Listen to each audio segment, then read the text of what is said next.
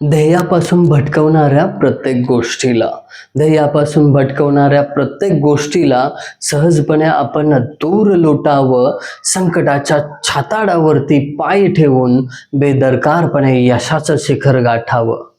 तो दोस्तों, सफलता का शिखर तो यूं ही नहीं मिलता, उसके लिए करनी पड़ती है पूरी लगन से मेहनत. और आज लगन से मेहनत होगी स्टैटिक और काइनेमेटिक इंडिटरमिनेंसी समझने पे. वो भी बैठ के आराम से अपने अपने घर, और आपके साथ रहेंगे आपके अपने अविनाश सर. तो देर किस बात की, फटाफट शुरू कर देते हैं आज का लेक्चर. यूनिवर्सिटी का चाहे कोई भी क्वेश्चन पेपर उठा लो, उसमें आपको स्टैटिक इंडिटरमिनेंसी और काइनेमेटिक इंडिटरमिनेंसी पे एक ना एक क्वेश्चन बनता ही है. Find out the static and kinematic indeterminacy. तो ये बहुत इजी है आपको. तो आपको ये अगर बेसिक से समझा, इसका रूट क्या है ये समझा, तो बहुत इजी जाने वाला है. तो पहले हम इसका कॉन्सेप्ट क्या है ये समझते हैं, और फिर उसके फॉर्मूले तो है ही. अब देखिए, सबसे पहले हम समझेंगे कि डिग्री ऑफ स्टैटिक इंडिटरमिनेंसी है क्या. अब देखो, स्टैटिक इंडिटरमिनेंसी पे पहले फोकस करते हैं. स्टैटिक इंडिटरमिनेंसी मतलब कोई भी बीम हो, फ्रेम हो, या फिर कोई भी एक ट्रस हो. ट्रस कैसे रहते हैं, कुछ इस प्रकार रहते हैं, है ना, सबने देखे ये ट्रस. तो अब इनके अंदर या तो फोर्स नहीं तो रिएक्शन, अगर कुछ अननोन है जो इसके इक्विलिब्रियम पे काम करते हैं. कोई भी स्ट्रक्चर इक्विलिब्रियम में है, कोई मूवमेंट नहीं हो रहा है, बट इसके अंदर के फोर्सेस या रिएक्शन आपको पता नहीं है. समझो, ये हमने बीम लिया, इसमें आपको ना इक्विलिब्रियम इक्वेशन लगा के भी दो अननोन रिएक्शन मिल रहे हैं जिसको आप फाइंड आउट नहीं कर पा रहे हो. कोई भी दो अननोन रिएक्शन रह रहे हैं. तो अगर दो अननोन रह जाते हैं तो इसकी जो स्टैटिक इंडिटरमिनेंसी है वो 2 है. अब ये 2 जो है ये नंबर बताता है, जो नंबर बताता है उसको डिग्री बोलते हैं. तो 2 डिग्री हुई उसकी कौन सी, स्टैटिक इंडिटरमिनेंसी. स्टैटिक मतलब क्या, स्ट्रक्चर एक रेस्ट पोजीशन में है, ना हिल रहा है ना डुल रहा है. इसके उल्टा उधर है, समझाऊंगा मैं, इसको पहले समझिए. स्टैटिक मतलब एक जगह पे स्ट्रक्चर है, इक्विलिब्रियम में है, बट उसके अंदर के या तो फोर्स, अगर ट्रस रहता तो आपको पता है ना, इस पे इंटरनल फोर्सेस होते हैं कुछ. अगर बीम की बात करें तो ये रिएक्शंस रहते हैं. तो इक्विलिब्रियम इक्वेशन यूज करने के बाद अगर आपके 2 अननोन रह रहे हैं, ठीक है, 2 फोर्सेस हो या रिएक्शन आप फाइंड ही नहीं कर पा रहे हो, तो ये जो 2 है ना, ये हुई डिग्री किसकी, स्टैटिक इंडिटरमिनेंसी की. आई बात समझ में. आई होप आपको पहली चीज समझ में आई होगी. अब दूसरी चीज, यहाँ पे भी डिग्री मतलब अगेन नंबर है, बट अब किसका, काइनेमेटिक इंडिटरमिनेंसी. कभी कभी क्या होता है, जब आप इस बीम पे या फिर पोर्टल फ्रेम पे या ट्रस पे जब लोडिंग डालते हो, तो इनके जो जॉइंट्स हैं ना, ये डिस्प्लेस हो जाते अपनी जगह से. ठीक है, तो ये जो डिस्प्लेसमेंट है वो कभी कभी आप मेजर नहीं कर पाते हो. कभी ये डिस्प्लेसमेंट हो, कभी हो सकता है ये कुछ इस तरीके से सपोर्ट हिल गए हो अपनी जगह से, ऐसे थे ऐसे हो गए हो. तो ये जो डिस्प्लेसमेंट है, यानी क्या, अब यहाँ पे जॉइंट्स मूव हो रहे हैं. यहाँ पे क्या था, स्टैटिक में सब कुछ अपनी जगह पे था, बट मेंबर्स के अंदर का इंटरनल फोर्स या रिएक्शन ये अननोन था. अब यहाँ पे क्या है कि आपका जो स्ट्रक्चर है उसके जॉइंट इधर उधर हो रहे हैं, मतलब डिस्प्लेसमेंट हो रहा है. तो ऐसे कितने नंबर ऑफ डिस्प्लेसमेंट आप फाइंड आउट नहीं कर पा रहे हो. अगर आपने 2 नंबर ऑफ डिस्प्लेसमेंट नहीं फाइंड आउट किया, डिस्प्लेसमेंट मतलब क्या बता देता हूँ और इजी हो जाएगा. देखो, डिफ्लेक्शन होता है ना बीम का, डिफ्लेक्शन होता है, पहले बीम ऐसा था, ये इजी एग्जांपल है तो समझ जाओगे. ऐसा हुआ, बट आप ये डिस्प्लेसमेंट नहीं फाइंड आउट कर पा रहे हो, मतलब एक डिस्प्लेसमेंट नहीं फाइंड आउट किया, तो आपका डिग्री ऑफ काइनेमेटिक इंडिटरमिनेंसी यानी डी के 1 हो गया। इसको ना दूसरा नाम डिग्री ऑफ फ्रीडम भी है, ये आप लिख लो इसमें, डिग्री ऑफ फ्रीडम। चीज को समझिए, कॉन्सेप्ट एक बार समझ में आता है ना, बाकी चीजें बहुत इजीली हो जाती है। तो थोड़ा टाइम इस पे इन्वेस्ट कर रहा हूं ताकि आपको रूट से समझ में आए कि काइनेमेटिक इंडिटरमिनेंसी मतलब कितने ऐसे जॉइंट्स है जिसका मूवमेंट आप क्या कर पा रहे हो, क्या नहीं कर पा रहे हो, एनालाइज कर पा रहे हो। अगर ये यहां से इधर मूव हो गया तो आपको मेजर नहीं करना आ रहा है, इसका मतलब एक मूवमेंट आपने क्या की, मेजर नहीं की है, मतलब डिग्री उसकी 1 हो गई। ऐसे 2 मूवमेंट आपको फाइंड आउट करना नहीं हो रहा है तो डिग्री ऑफ काइनेमेटिक इंडिटरमिनेंसी 2 हो गई। जॉइंट्स का डिस्प्लेसमेंट मेजर नहीं हो रहा है तो उसको बोलते हैं काइनेमेटिक इंडिटरमिनेंसी। पूरी लोकल लैंग्वेज में समझाने का मैंने कोशिश किया है। अब इसी कॉन्सेप्ट को जब मैं फॉर्मूले में अप्लाई करूंगा समझ जाओगे। ठीक है, सारी चीजें ऐसे ही रखता हूं। अब हम चलते हैं पहली चीज पे, बीम के लिए स्टैटिक इंडिटरमिनेंसी कैसे फाइंड आउट करते हैं। देखिए, बेसिक इसका फंडा है कि number of unknown minus number of equilibrium equation, ये बेसिक फंडा है इसका स्टैटिक डिटरमिनेंसी का। देखिए, नंबर ऑफ अननोन मतलब बीम के लिए क्या क्या अननोन रहता है, रिएक्शंस है ना, 3 यहाँ पे 2 है ना, ये रिएक्शन।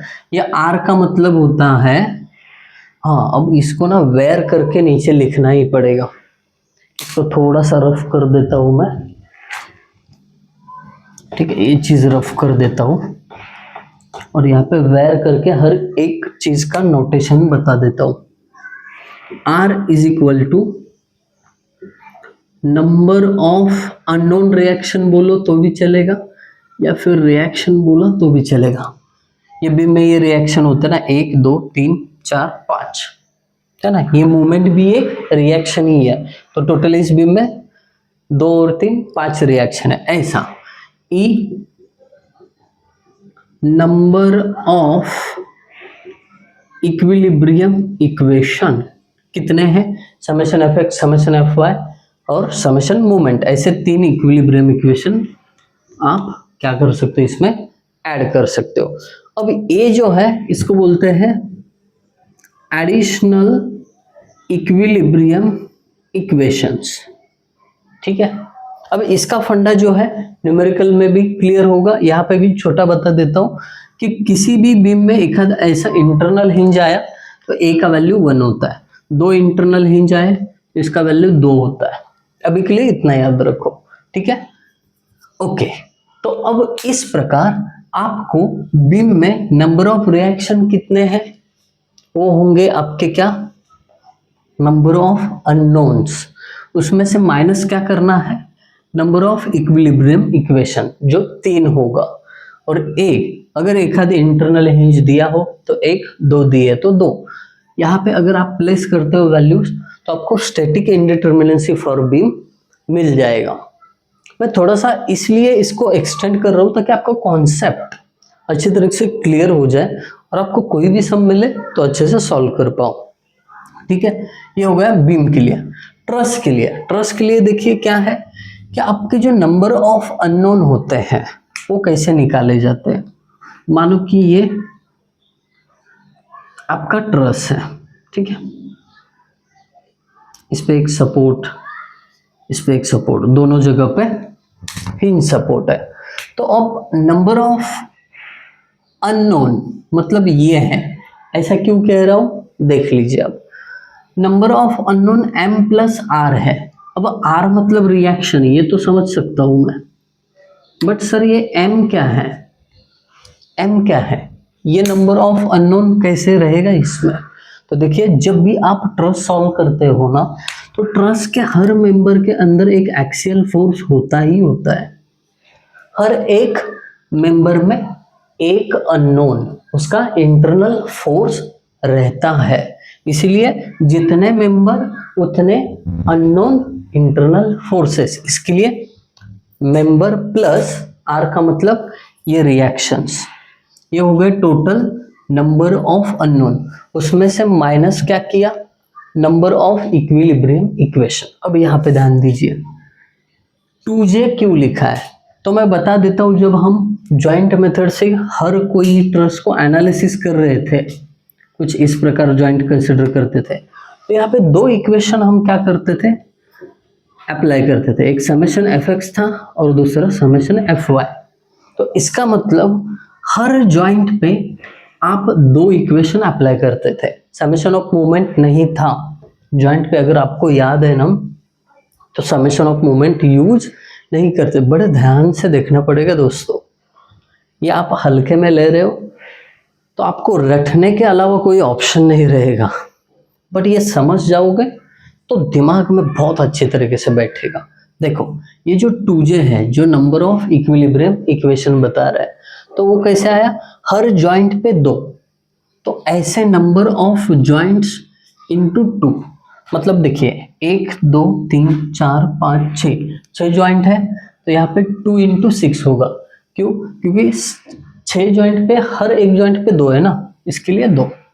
ऐसा करके आपको फॉर ट्रस क्या मिलेगा, फॉर ट्रस स्टैटिक इंडिटरमिनेंसी। यहाँ पे मैं खाली यही एक्सप्लेन कर रहा हूँ कि ये जो है आपका नंबर ऑफ अननोन, और ये जो दूसरा पार्ट है ये है number of equilibrium equation, that's it, और कुछ नहीं समझा रहा हूँ मैं। अब ये फॉर फ्रेम के लिए क्या होता होगा, देखिए ये जो है ये है नंबर ऑफ अननोन।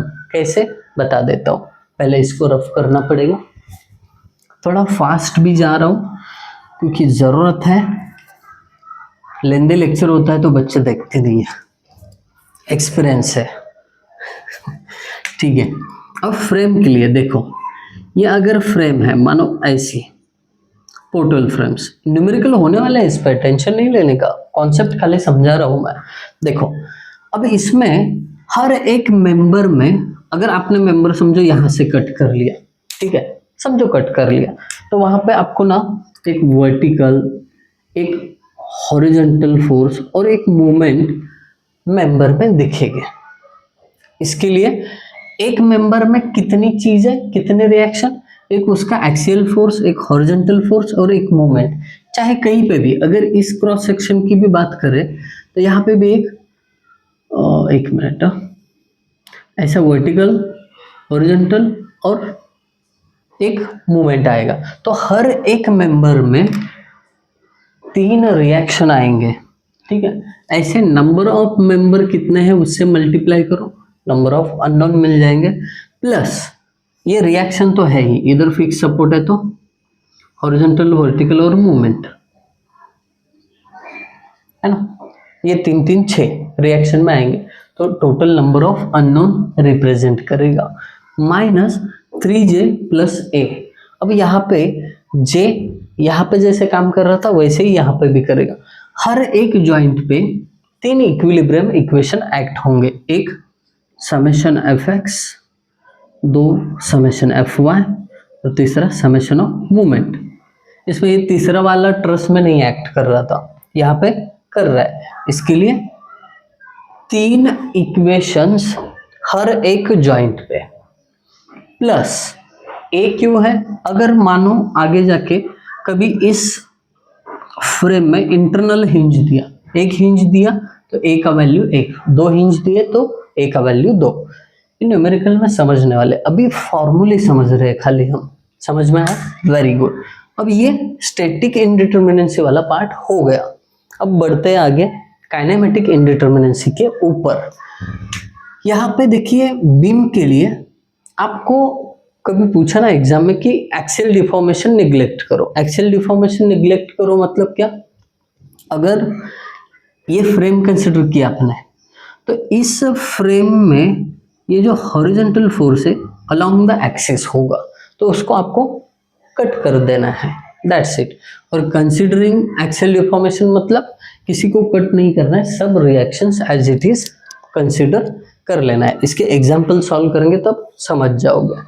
तो एक्सियल डिफॉर्मेशन को कंसिडर करोगे तो डिग्री ऑफ काइनेमेटिक इनडिटर्मिनेंसी क्या होगी, 3j माइनस आर प्लस ए। अब देखिए हर जॉइंट पे 3 इक्विलिब्रियम इक्वेशंस, मतलब क्या, ये देखो अगर इस जॉइंट की बात करूं बीम के लिए तो यहाँ पे 3 पॉसिबल मोमेंट्स है,